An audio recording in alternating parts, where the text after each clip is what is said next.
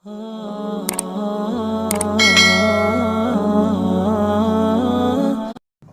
باللہ من الشیطان الرجیم بسم اللہ الرحمن الرحیم والمرسلات عرفا فالعاصفات عصفا والناشرات نشرا فالفارقات فرقا فالملقيات ذكرا عذرا أو نذرا إنما توعدون لواقع فإذا النجوم طمست وإذا السماء فرجت وإذا الجبال نسفت وإذا الرسل أقتت لأي يوم أجلت ليوم الفصل وما أدراك ما يوم الفصل ويل يومئذ للمكذبين۔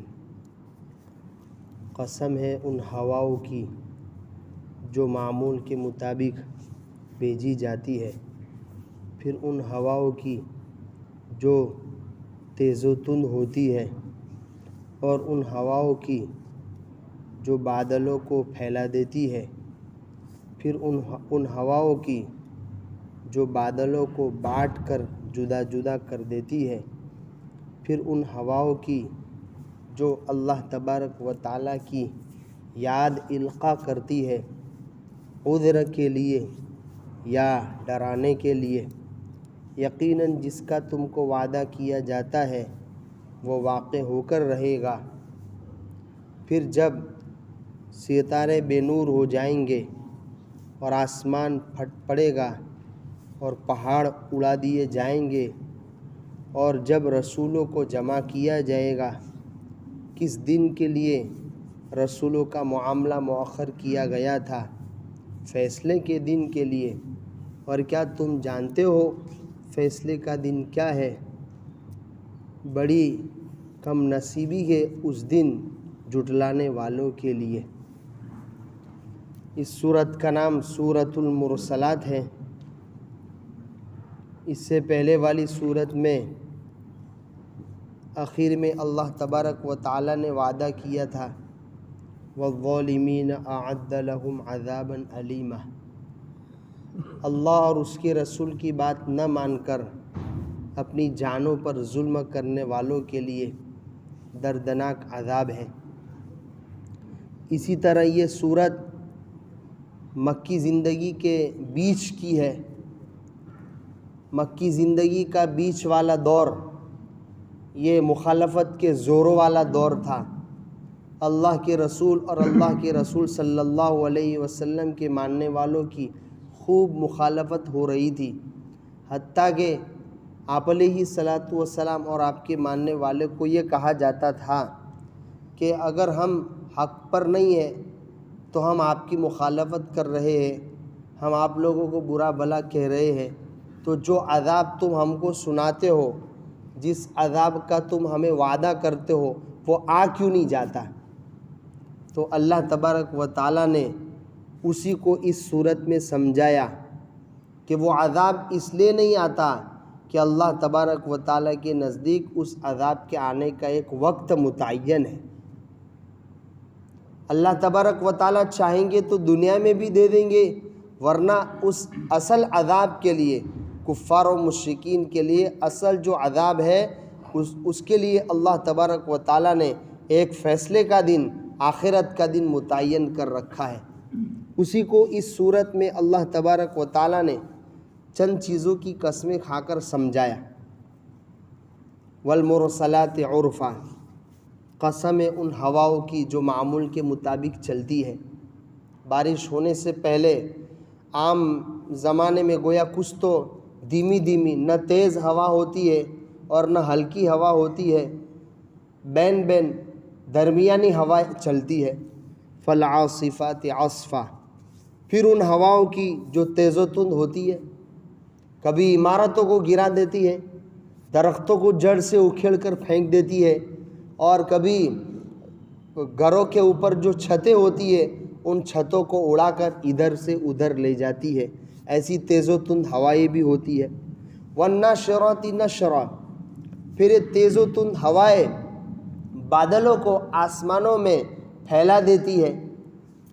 فالفارقات فرقا، پھر انہی ہواؤں کے نتیجے میں ان بادلوں میں اللہ تبارک و تعالیٰ کو جو بادل جہاں بانٹنا ہوتا ہے، جس بستی میں پہنچانا ہوتا ہے، جس جگہ میں پہنچانا ہوتا ہے، اس جگہ اللہ تبارک و تعالیٰ اس بادل کو لے جاتے ہیں اسی ہوا کے دوش پر۔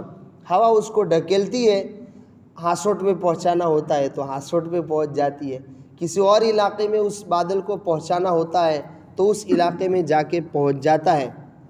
فالملقیات ذکرا، اس کے بعد پھر یہی ہوائیں کبھی تیز ہوتی ہے، کبھی دھیمی ہوتی ہے، تو یاد الہی لوگوں کی دلوں میں ڈالتی ہے، اللہ تبارک و تعالیٰ کی یاد لوگوں کی دلوں میں ڈالنے والے ہوتی ہے۔ اب یعنی انسان دو قسم کے ہوتے ہیں، یہی ہوائیں اگر تیز و تند ہوتی ہے جو نقصان پہنچانے والے ہوتی ہے، کبھی درختوں کو جڑ سے اکھاڑ پھینکتی ہے، کبھی گھروں کو تباہ و برباد کر دیتی ہے، ایسی تیز و تند ہوائیں ہوتی ہے تو نذرا، انسان ڈر جاتے ہیں، آگے پیچھے ہو جاتے ہیں، اور ڈر یعنی ایک قسم کا خوف ان کے دلوں میں پیدا ہو جاتا ہے۔ چنانچہ اللہ کے رسول صلی اللہ علیہ وسلم کے متعلق آتا ہے کہ جب اس طریقے کی تیز و تند ہوا چلتی تو کبھی آپ باہر تشریف لے جاتے گھر کے، کبھی اندر آتے، کبھی باہر جاتے، کبھی اندر آتے، اس طریقے کی بے چینی کی ایک کیفیت ہوتی۔ تو امی جان حضرت عائشہ صدیقہ رضی اللہ تعالیٰ عنہا نے پوچھا، یہ اللہ کے رسول یہ کیوں ماجرا ہے؟ لوگ تو ہواؤں کو دیکھ کر، بادلوں کو گرجتا ہوا سن کر، بدلیوں کو دیکھ کر خوش ہوتے کہ بارش ہوگی، اور آپ بے چین ہوتے ہیں۔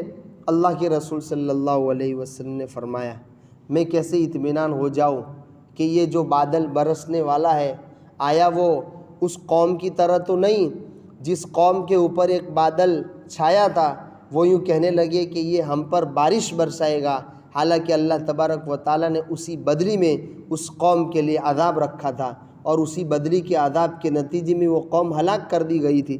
تو میں کیسے اطمینان ہو جاؤں کہ یہ بادل آزمائش لے کر آیا ہے، رحمت لے کر آیا ہے کہ عذاب لے کر آیا ہے؟ اس لیے میری یہ کیفیت ہوتی ہے۔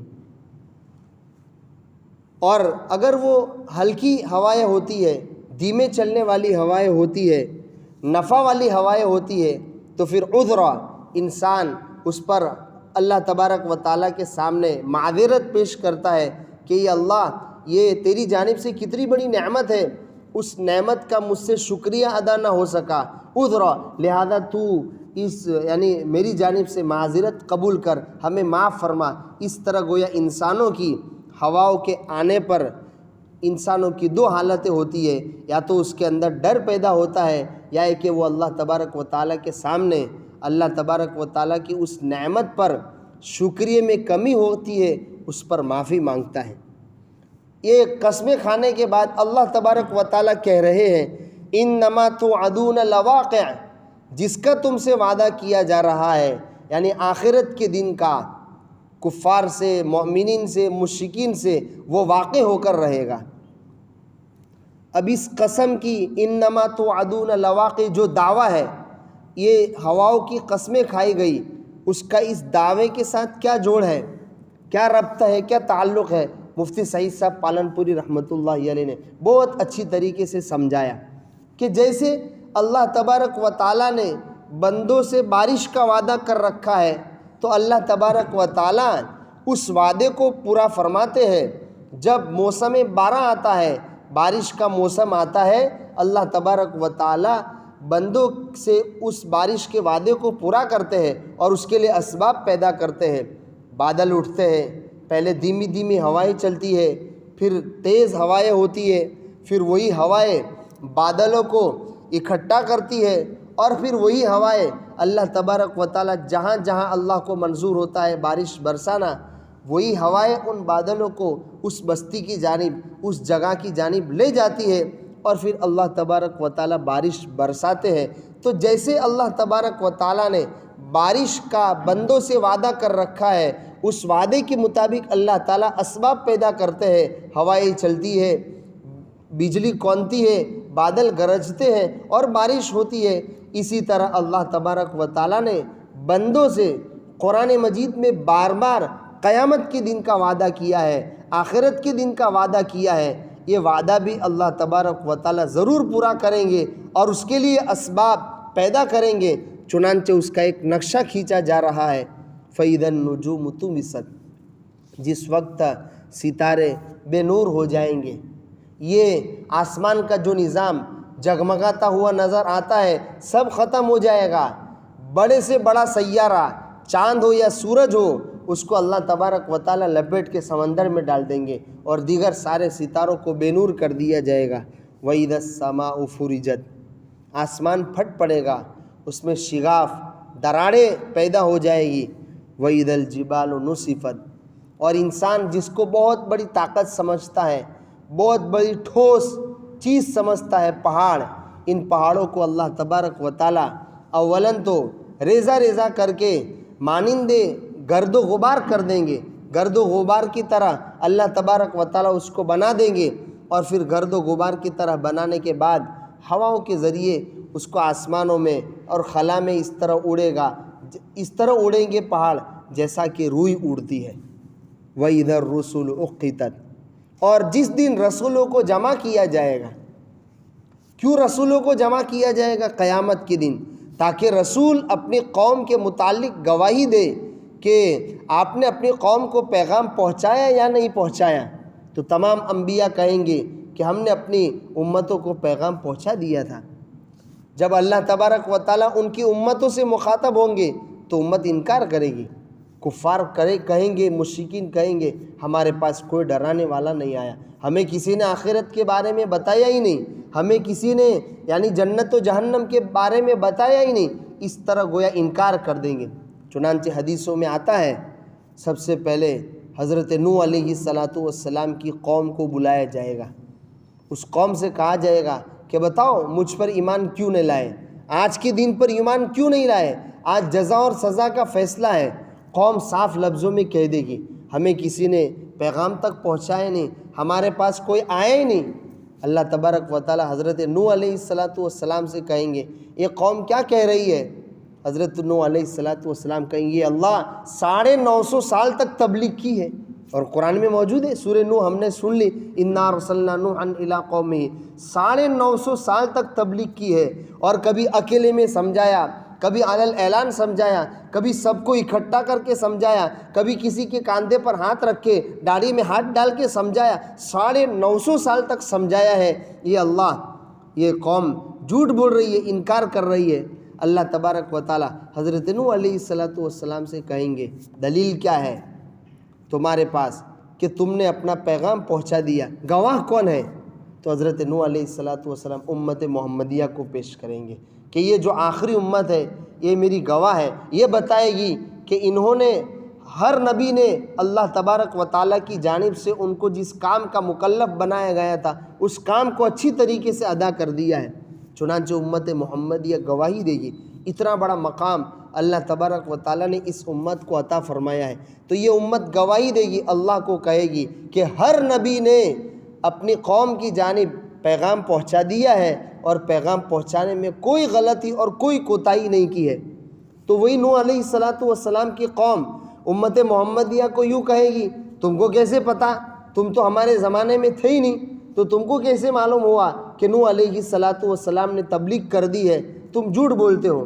اس پر امت محمدیہ کہے گی کہ ہمیں ہمارے اس نبی نے بتایا تھا، محمد الرسول اللہ صلی اللہ علیہ وسلم نے بتایا تھا، ان کے واسطے سے قرآن کے ذریعے، حدیث کے ذریعے ہم کو پتہ چلا کہ ہر نبی نے اپنی امت کے سامنے اللہ تبارک و تعالیٰ کی جانب سے ان کو جس کام کا مکلف بنایا گیا تھا اس کام کو کما حقہ ادا کیا ہے۔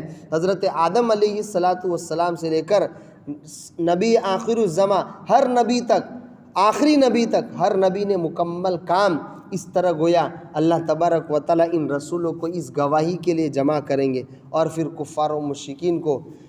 چنانچہ سب سے پہلے حضرت آدم علیہ السلام کو پھر کہیں گے چلو ان میں سے جہنمیوں کو نکالو، تو حضرت آدم علیہ السلام پوچھیں گے کتنے نکالو؟ کہا 1000 میں سے 999، 1000 میں سے 999 جہنم میں ڈالنے کے لیے نکالو، اور ہر 1000 میں سے ایک فقط اور فقط جنت میں جائے گا۔ صحابہ کرام گھبرا گئے، یہ اللہ کے رسول کیا ہو رہا ہے؟ 999 جہنم میں ہر 1000 میں سے، اور ایک جنت میں جا رہا ہے۔